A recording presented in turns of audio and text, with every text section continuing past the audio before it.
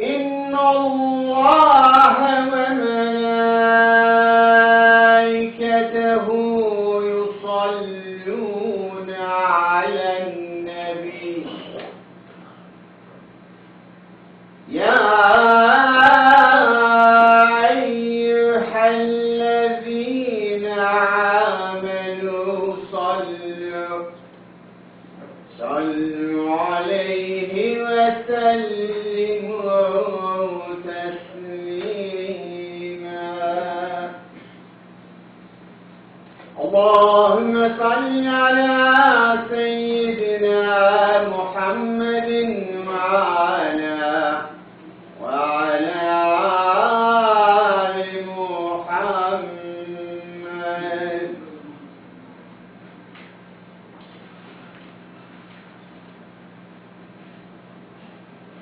الله أكبر الله أكبر الله أكبر الله أكبر. أشهد أن لا إله إلا الله. أشهد أن لا إله إلا الله.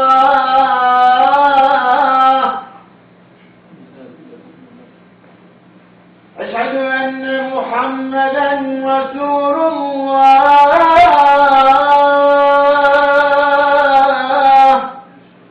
أشهد أن محمدا رسول الله. حي على الصلاة حي على الصلاة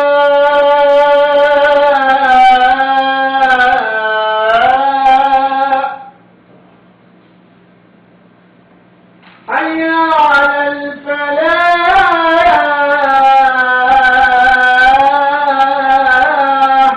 حي على الفلاح.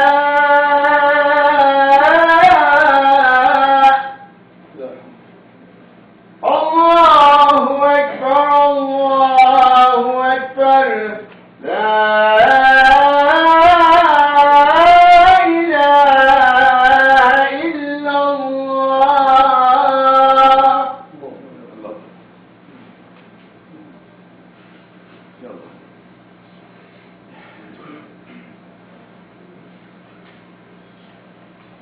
Elhamdülillah, elhamdülillah, elhamdülillah.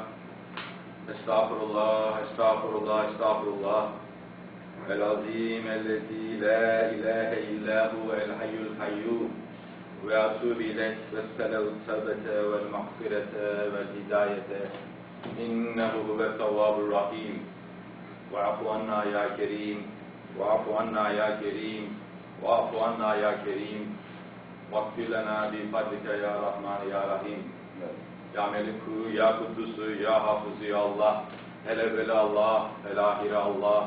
El-zahir Allah, el-batine Allah. Hayrihi ve şerrihi minallahu Teala. Ve eşhedü en la ilahe illallah. Ve eşhedü enne Muhammeden abduhu ve resuluhu.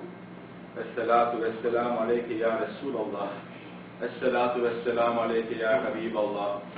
Esselatu vesselamu aleyke ya seyyidinel evveline vel ahirin. İşvelene ya şefiyel müznibin. Birahmetike ya erhamer rahimin.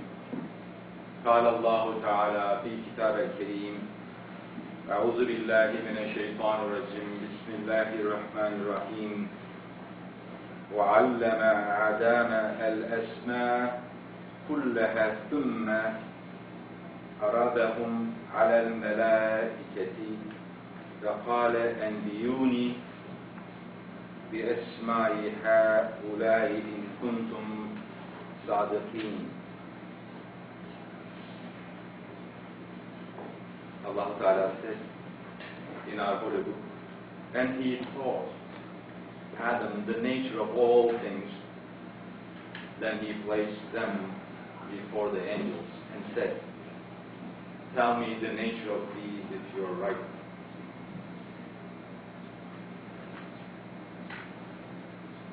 Şehri Ramazan. the best of all months has just passed. In that month of abundance, Allah Ta'ala's mercy, compassion was poured upon those who spend their long, hot summer days with fasting and nights praying. Thousands of rewards are promised for every prostration. Palaces are built made out of red rubies in the paradise for every moment of patience. And Abu Huraira reported that Rasulullah ﷺ said, for those who fasted during the month of Ramadan and stood for voluntary prayers at night, the past sins of those will be forgiven. We celebrated the Eid yesterday. The 3 days long celebration, this is the second day. Eid means return. To be able to return, we must have gone somewhere. Where were we and where are we returning to? For many, Eid means to return to eating and drinking. After celebrating the Eid indeed, we slowly starting going back to our old habits, old ways, heedless use of our faculties. I would like us to reflect on it. Does Eid really mean returning to our old habits? Or it means returning to a state that we have lost as the supreme creation of God, as the true human being? Should we not ask? I spend my long summer days fasting, refrain from doing things that were unlawful, but also the things that were lawful. I stood at night for long prayers. Did I really benefit from all this hard work? Did I truly receive the promised treasures? Is this treasure that something we can see and touch in this world? Or taste or hear in this world? Or this is something we should wait until the hereafter? Is the whole exercise about this fasting, is this all about just seeking forgiveness for the sins we have accumulated for the last 11 months and then returning to the old ways for the next 11 months? Is this a cycle of cleansing and then getting dirty and cleansing and getting dirty over and over again? Is this what it is? Today I would like to talk to you about another promised treasure that we are promised to see here in this world as the reward of fasting. Our beloved Prophet ﷺ said, the one who fasts becomes beautified by the attributes of Allah Most High. Allah Ta'ala placed us above all of His creation.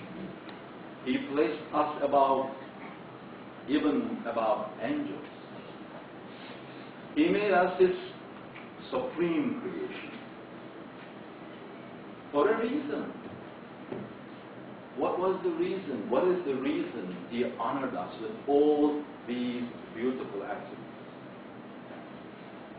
He honored us, He gave this honor because He wanted us to become witnesses, divinity. And we accepted this honor. How? By saying that, Ashhadu an la ilaha illallah, Muhammadur Rasulullah. Ashhadu an la ilaha illallah. We said, I bear witness, I am the witness. I am the witness. But in order to be able to fulfill the responsibility of being witness in this world, being witness to His divine attributes, His divinity, should we not need, don't we need all the beautiful attributes He honored us with? So we differ ourselves from all the creation. We are different, we are superior. How? We say that we are different than the animals, the minerals, the vegetation. There's a line. We are different than them. How? What is our difference? What makes us superior? What makes us different than all creation? What makes us put above all creation? His beautiful qualities. The qualities of compassion, forgiveness, kindness, justice, sincerity, trust in Him.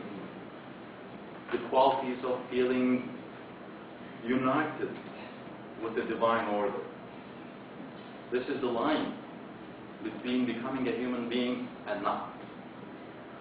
So fasting is an obligation for whom? For human beings. Fasting is not an obligation for animals. But if someone does not care for others, if someone aimlessly hurts, breaks hearts, destroys, kills with vengeance, how can we say that he is a human being? A Muslim is a refined human being. A Muslim has the power to be able to transform this coarse material of existence into refined spiritual being. A Muslim has the power to transform vengeance into compassion, has the power to convert hatred into love, has the power to convert ambition, heedlessness into shame and consciousness. He has the power to transform arrogance, stupidity into intelligence. And fasting for a whole month of Ramadan, we have never been this much ready to fulfill our responsibility in this life as the witness of His divinity, His witness of His divine science, His divine justice, His divine compassion, His generosity.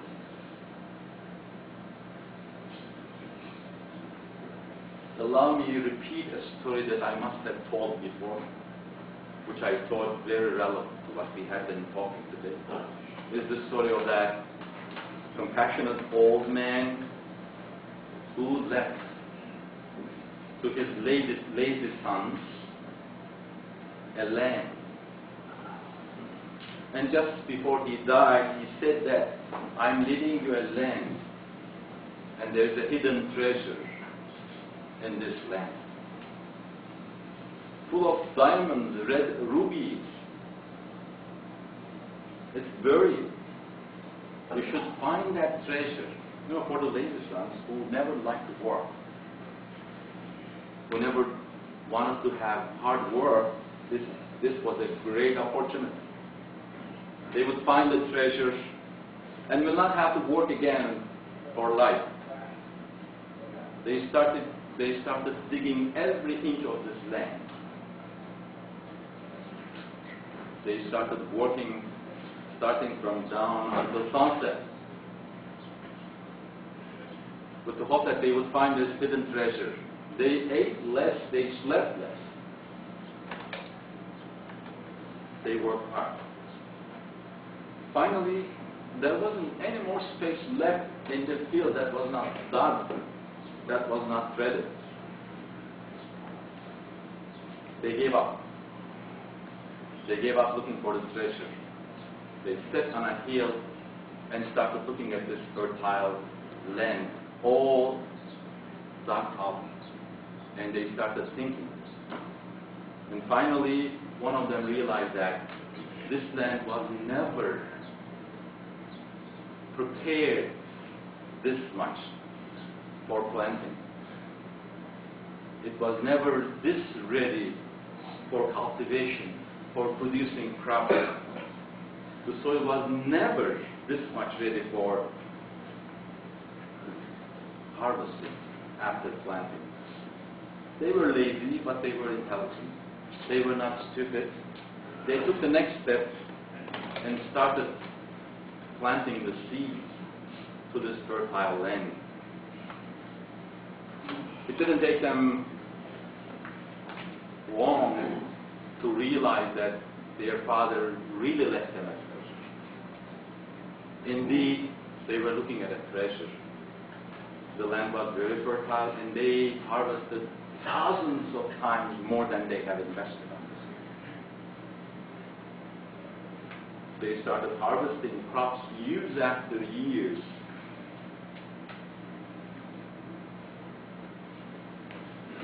The land that was neglected by the lazy children, boys of the compassionate old man is our hearts. We are the lazy boys and daughters of that compassionate old man. And now at the end of the Ramadan, after working on this land, we are really looking at this land, fertile land, and we are pondering, what are we going to do with this?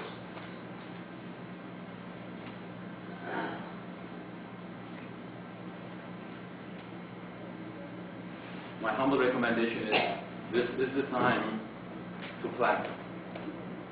Plant it with patience, with trust in God.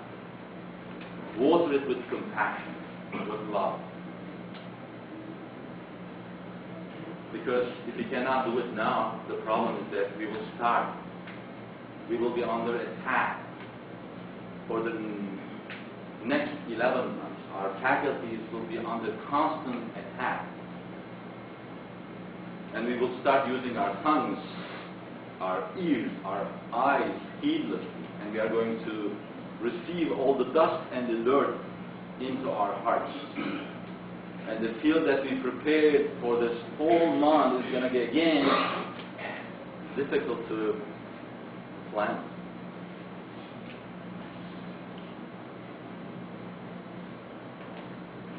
So our hearts will be covered with the dust and the dirt of the earth.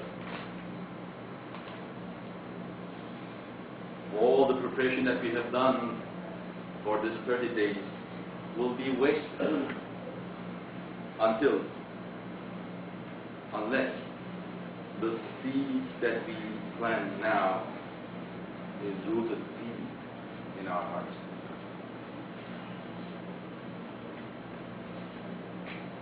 Ya Rahman, Ya Rahim, O the most merciful, most compassionate one, who loves to forgive our sins. For the sake of the month of Ramadan, for the fasting we have performed, for the prayers we have performed, forgive our sins. Decorate us with the beautiful character of the one whom you have sent as the mercy upon the universe. Increase our patience. As you have promised, do not test us, try us beyond our forbearance. Increase our thankfulness. When you see us thankless in front of all the blessings that you are pouring upon us, do not stop your gifts, do not stop your bounties. Ya Wahid, Ya Ahad, unify Ummah Muhammad. Give them peace, give them harmony to all our Muslim brothers and sisters suffering all around the world. Help them convert their vengeance, hatred into compassion. Make them love each other for yours. Ameen, ameen, alhamdulillah.